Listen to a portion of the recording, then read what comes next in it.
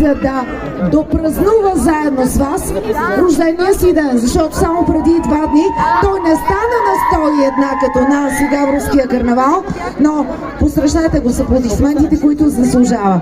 Той има чисто нов албум, но е тук сега, за да изпълни за вас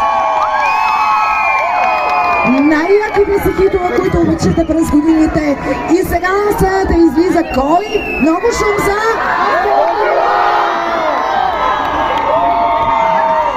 Йо! Добър вечер, Габрово, и честит празник на всички!